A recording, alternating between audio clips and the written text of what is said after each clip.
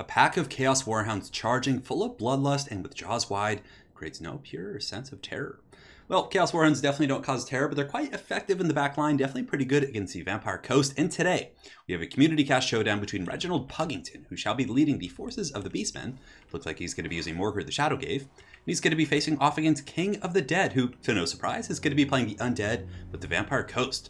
So definitely a very cool build here from King of the Dead. You can see here he does have a bunch of these Zombie Pirate Gunnery Mob Bombers. Now these guys were actually recently buffed in the Festhog update, one of those units that were just absolutely terrible before. I haven't seen them too much in action, so this is going to be one of the first times I've actually seen them used in a competitive match. So we're going to see if these Zombie Pirate Gunnery Mobs with the bombs can do the trick. But for the armies of the Beastmen, looks like in the front line it's going to be Ungor Herds, Gore Herds just kind of chaff across the front line. I mean, Gore Herds are kind of like mid-tier. I would hesitate to call them chaff. 31, 35, and 30. They have shields as well, so with their aggressive, offensive stats, just getting in there with the high melee attack, they can really cut through the zombies quite quickly.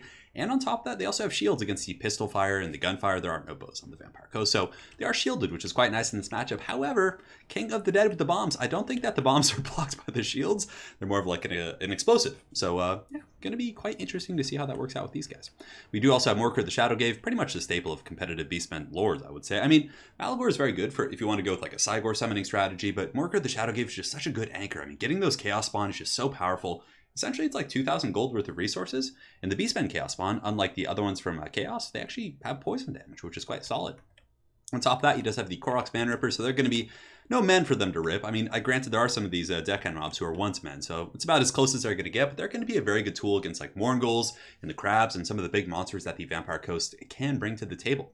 Looks like there's going to be a Deathcaster as well, with Spirit Leech and Soul Blight, and Spirit Leech is going to be good at kind of picking off Noctils, and also they do have some of these spooky ethereal units. So you can see here, he has a couple of groups of the Sirene, so the Spirit Leech is going to be pretty useful against them. Now, Fate Abuna would pretty much one-shot them, but Spirit Leech is still not terrible against these type of units.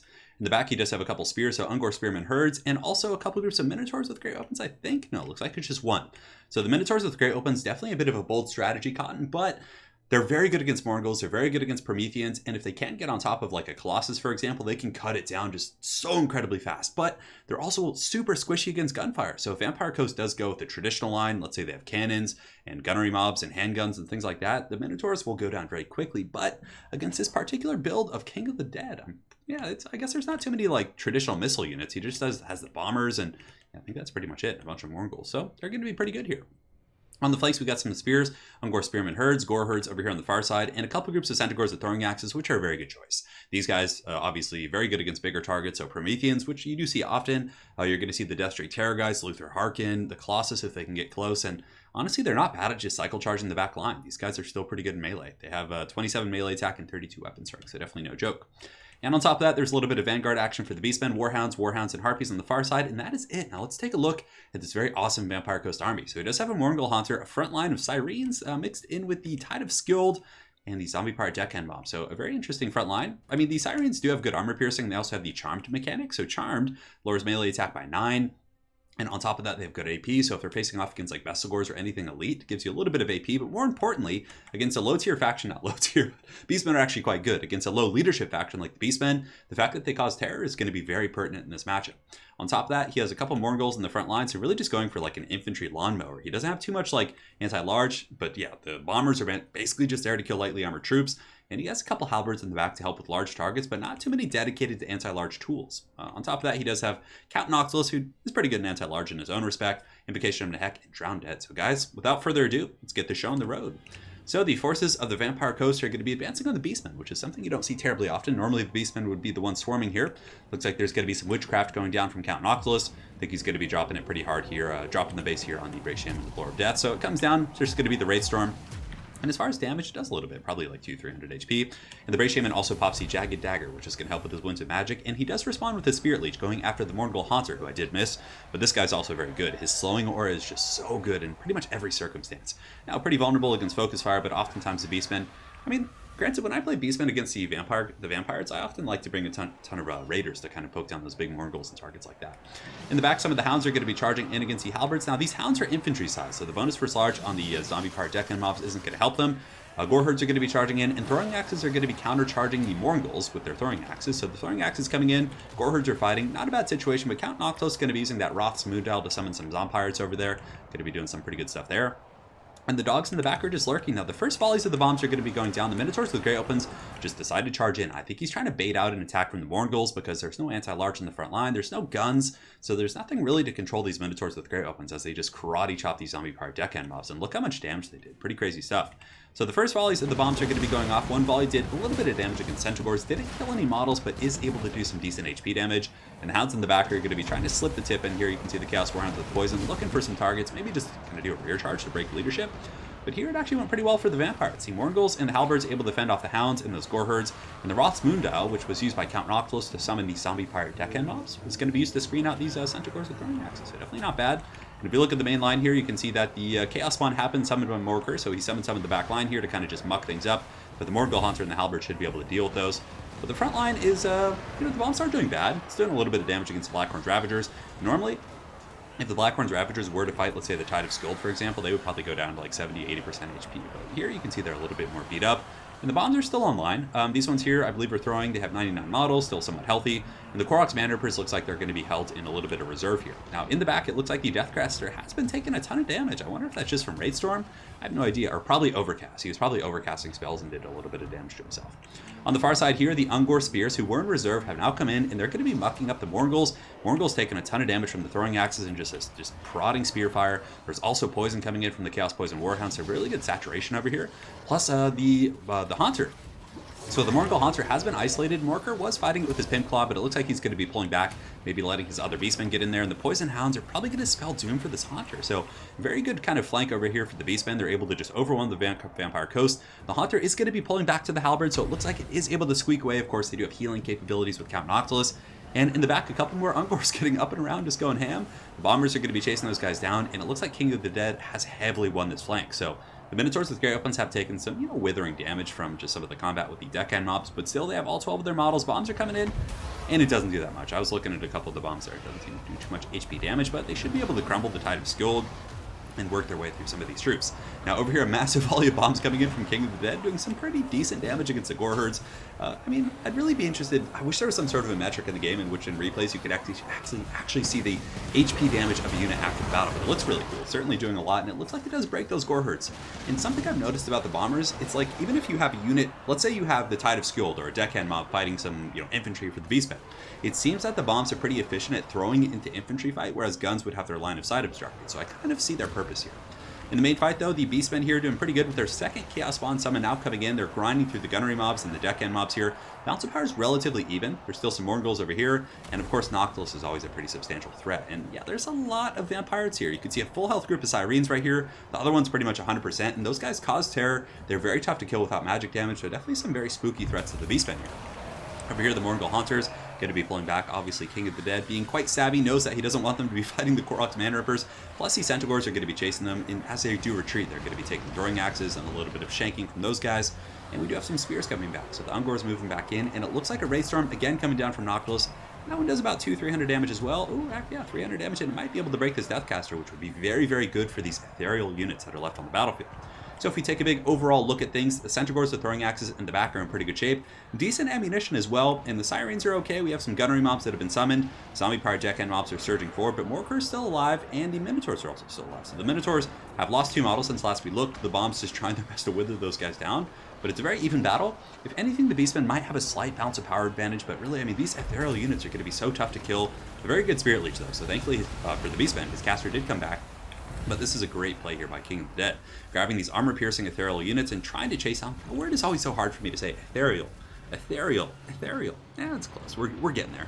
It's going to be like the Knights Errant for like the next 3 months, just not being able to say that one. But anyways, these Sirens are going to be chasing down the Koroks Manrippers, which is a great choice. Good armor piercing. Their physical resist is really going to help them against the relatively decent offensive capabilities of the Koroks Manrippers. And yeah, that's really going to be an upward trade here for the Vampire Coast. But in the main battle, it looks like the Beastmen are kind of swarming. A lot of the very tattered vampires are getting pretty beat up. Zombie Pirate deckhand mobs here are in a little bit of trouble. These ones here, Bombers are actually okay, but Bombers, they're pretty pitiful in melee. They have 7 melee defense, so if anything gets on them, they're pretty much just going to get taken out. But the bomb's coming in, and doing a little bit of damage. I mean, the other ones are, I think the pistols are just so much better. These zombie pirate gunnery mobs. Definitely got to give kudos to King of the Dead for trying these guys out, but the pistol variant just seems so much better. But the halberds are going to be moving in here to kind of obstruct some of these minotaurs and just grind down these Beastmen infantry, and it looks like the Vampire Coast is actually starting to pull this one back a little bit. There was actually a pretty clear advantage for the Beastmen there for a moment. But that's often the case because the Beastmen are going to be having Chaos Bond summons, which really falsely inflates the bounce of power. Now over here we do have a bit of a duel between the Lords. Count Noctis as being just slow. Man, he just got steel chaired right there by Morker the Shadowgave. But he can summon Zombos on top of himself, which is going to be very good against these Centaurs. Deckhand mobs will do very well against the low melee defense of Centaurs with throwing axes. But he's still taking quite a bit of damage. Morker is definitely no slouch of a duelist. Over here the Sirens, and this is also a really good play from Reginald Puggington. So oftentimes, if you're facing these ghostly units, I'm just going to say ghostly so I don't have to say ethereal, but the ghostly units, they have that really high physical resist, right? But they often have low leadership. So if you're able to surround them and get a rear charge to the Koroks Manrippers in the front, in the back with the Blackhorns Ravagers, and with these Centaurs, you just break the leadership. Therefore, undead units will start to crumble, and you're going to get that really, really good HP damage. So Noctilus here is going to be summoning some zombies. Zombies going to be collapsing inward, and the bombers here are pretty much done for, but Noctilus is in okay shape, and of course does have the means of healing with Invocation of the Heck if he still has Winds of Magic. And the Beastmen are looking fairly tattered across the board as well. I mean, Minotaurs do have 7 models. He's got a couple groups of Gore Herds. There's still quite a few of these Vampire Infantry coming in here. And as far as casters go, looks like the Brave Shaman Floor of Death is still alive for the Beastmen, so some good Spirit Leeches could come in and really pinch off the last of the Sirens right here. But yeah, there's still Beastmen rallying from every direction. And if they can get surrounds on these very low Vampire Coast Infantry, it could be quite pertinent here. So the bombs are going to be going in, dropping some hot thunder here on the Koroks Manrippers, which the bombs don't seem to do much damage against heavily armored targets, but still these zombie pirate deckhand mobs with alarms have pretty good AP. And it looks like Noctilus is starting to trade pretty effectively here. The Blackhorns Ravagers are now steady, now shaken, pretty close to the point of breaking. It seems like the bombs do have some decent leadership impact. The Deathcaster in the back is going to be kind of surging back in here. You could drop a big juicy Soul Blight here to kind of butter all these guys up, but I think he's probably saving his Winds of Magic just for those Spirit Leeches. I think that's going to be the most effective. Now Minotaurs could come back in. Bounce of Power is still really even. Just a very, very good game here by Reginald Puggington and King of the Dead. Just a fierce cockfight. And the Harpies are coming in. I mean, the Beastmen are throwing everything at the table. Koroks Manrippers are actually wavering themselves. These terror-causing units, finally they're able to break their Primal Fury, therefore opening them up to the terror round. So the Koroks Manrippers broken off the battlefield, off this center battle right here. And the Brave Shaman Floor of Death also terrified as well. So that terror from the Sirens really coming in very effective right now. Count Noctilus does pop that Arcane Conduit as well. And both players just throwing everything to have at one another. But this is a big beast herd right here. And you can see they're grinding their way through these zombie pirate deckhand mobs. And remember, a lot of the Vampire Coast units you are seeing right now are actually summoned. The ones that have this little blue mist around them are going to be disappearing here relatively shortly. Minotaurs are going to be piling in, trying to go after whatever they can, but they're going to just be getting shanked down by these zombie pirate deckhand mobs. Oh, look at this guy. This guy's doing like a 360 like shank up at the face of these guys. No, that's pretty funny. Quite agile for these zombie lads here, but the Minotaur is going to be getting driven off. Yeah, there's no way they're going to be able to fight all those halberds. They're broken. They have 3 models. Things are definitely not looking good and tasty for them. However, Morker is doing pretty good in the duel situation. He's laying a bit of a whooping on Count Noctilus, and I wonder, 55, 45, and I think he has less weapons rank as well. Trying to get the stats right here, but the card keeps shifting. 55, 45, and 400. Noctilus does have 45, 60, 430. So Noctilus does have pretty good combat stats, but Morker has that natural regeneration, which Noctilus does not have the hunger right now. I don't think he does. Maybe it was... No, he does have the hunger, yeah. So he should be healing when he's in combat. But anyways, Morker does have the healing as well. And the poison is going to be really big. So Morker is going to be getting back in there. And if we look, the Vampires are actually able to secure the center pocket. The Beastmen forces have been forced back. I mean, they have some Centaurs with throwing axes, Koroks Manrippers. The Deathcaster has come back as wavering with 13 leadership. So a little bit of a dicey situation.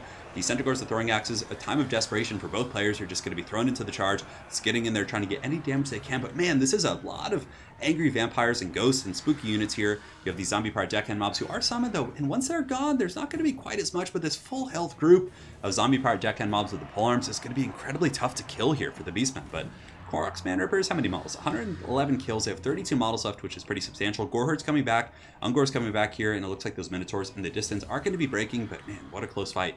But really, I think the name of the game is the fact that Morker the Shadowgave is doing a really good job beating down Noctilus. Noctilus getting very, very low, 2,000 HP. Throwing axes coming in, and the bombs are out of ammunition as well. And yeah, they only have 12 melee attack and 7 melee defense, so they're not going to be terribly solid here. Over here we do have some heroes of the Beastmen people. These Ungor herds are actually laying a bit of a whooping on the zombie pirate deckhand mobs who do have, as far as combat stats, 17, 16, 29 compared to 22, 24, 27. So pretty even if you just kind of average their stats overall. And of course these guys are unbreakable. So I think head-to-head the deckhand mobs might be able to take that one just due to leadership, but it's hard to say. Anyways, Ungor's here, 129 kills on those bad boys, definitely paying their union dues. Over here we do have the Bray Shaman with Lore of Death, who is coming back, and if he has another Spirit Leech on Noctilus, that could probably be enough.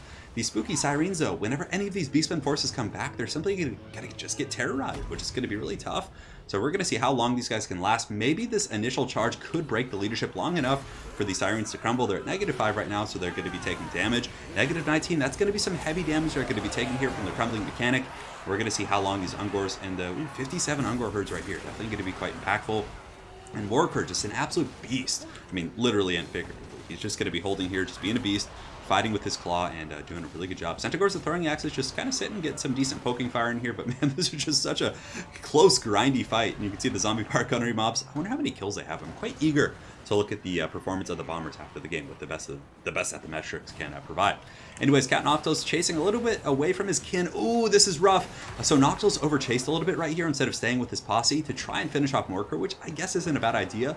But now he's surrounded by Korok's Man-Rippers who have amazing armor piercing. I mean, there's just Morker slapping him in the back, slapping the base, and I'm pretty sure that's going to be all she wrote for the Vampire Coast. I mean, they have some stuff coming back in, but you can see here that Noctilus, oh man, they're clawing their way back in, but there's just too many Beastmen forces just coming back. And I think that Morker probably is going to be able to finish off Noctilus, who does have the weak binding, and he's going to probably start taking some damage from crumbling if he does get rear charge. So if Reginald Puggington is able to pull these guys up and around, get a rear charge, it could potentially break the leadership of those troops. So here they come. Man, what a close fight between these two players, but it looks like the Beastmen are going to be pulling out the victory. So insanely awesome game. It's really cool to see King of the Dead experimenting with some of those new units, because I played against a couple Vampire Coast players, and I don't think I've seen anybody really try and make them work. So kudos to him for trying to make those guys work, but they just seem inefficient. 20, 48, and 18. I mean, it's not bad in terms of just raw kills, but for what they are, they're supposed to be like high DPS, like burst units against light armor, and you would think they would get way more kills against an entire army of like Gorherds and Ungors, but I think the pistols would have just been so much more efficient at both shooting back against the Centaurs, the throwing axes, and also dealing with the Minotaurs and the Harpies and different things like that. But nonetheless, it's cool that he tried them. I mean, obviously he was experimenting, and it was a really cool build. Seeing the Sirens mixed in there for the Terror was pretty effective. The Morngulls were always pretty solid. They're really good against like low-tier infantry and things like that. But yeah, it was a great game for sure.